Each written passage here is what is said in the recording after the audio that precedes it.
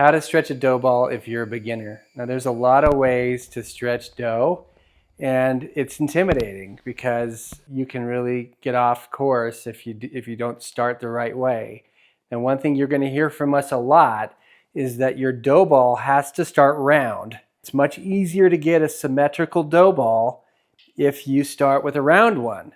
The other thing that's really important, and we will continue to emphasize, is that you got to make sure that you eliminate all the air pockets out of your dough. If not, when you go to stretch your dough, you're going to have thin spots. Thin spots create tip sag. Tip sag is when you hold that pizza up and the tip falls and all of the toppings fall off. We don't want that. That drives me crazy. There are many ways when you go to approach stretching a dough ball that are successful. At the end of the day, we don't care how you get to the end destination. We just care that you get there. And what you're looking for is a symmetrical dough that has an even distribution across the base of the pizza, and also a good crust, or cornicione, which is what the Italians call crust. And so some of those methods that you can use, and you can pick any one that you're more comfortable with, is the DJ method, and that's where you press the dough out, and I'll show you an example of this, and you kind of turn it on the surface that you're stretching the dough in order to expand it so that it's ready to dress and to bake in the pizza oven.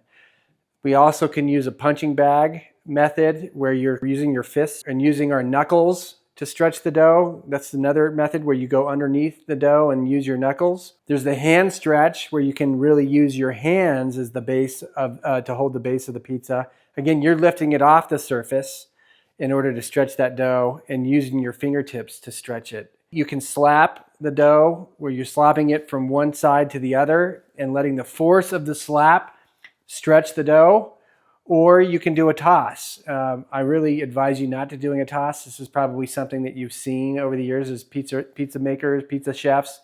Throw it into the air and let the centrifugal force stretch the dough out. That is for advanced pizza makers only, and I highly advise you to not toss your dough. That's more for show as opposed to it being effective.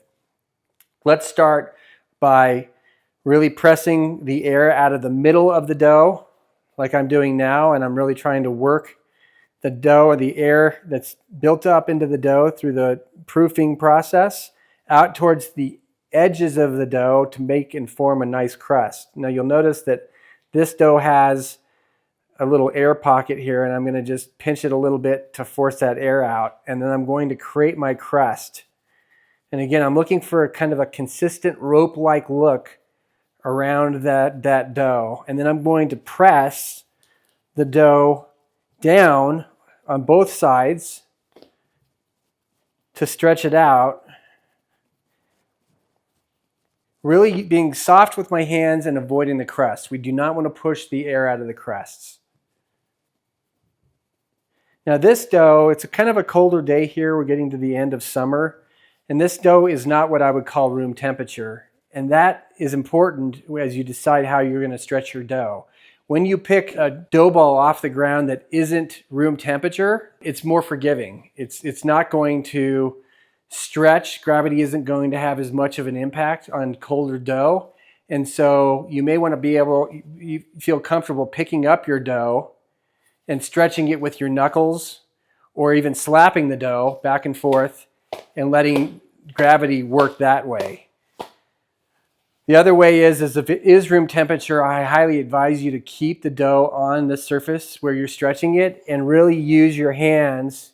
We're going to use a little bit more flour here, and use your hands to stretch the dough in kind of a DJ way and stretch it out. Again, staying away from the crust and building that crust up as opposed to pressing it down like you are in the middle. With this one, I'm going to, because the dough is a little bit colder, I feel more comfortable stretching the dough using my knuckles. So I'm just using my knuckles to really stretch the dough. The other thing is I'm keeping my knuckles right under the crust here at the top and letting gravity really pull the dough down and moving quickly. If you stay in one area too long, The dough is going to stretch wherever you're holding the dough in your hands. It's going to stretch from that point. So you never want to stay too long in one spot. But again, because this dough is colder, it's more forgiving and allows me to hold it stationary for a longer period of time. This is another method that I didn't highlight, but it's kind of the steering wheel methodology, where you're just holding the dough right around the crust and again letting gravity stretch it. Now I've got this dough to about a 14-inch diameter. What I'm going to do now is I'm going to grab a pizza screen. You can also kind of do that if you don't need gravity, is just stretch it by hand out to the edges of your pizza screen, like I'm doing here.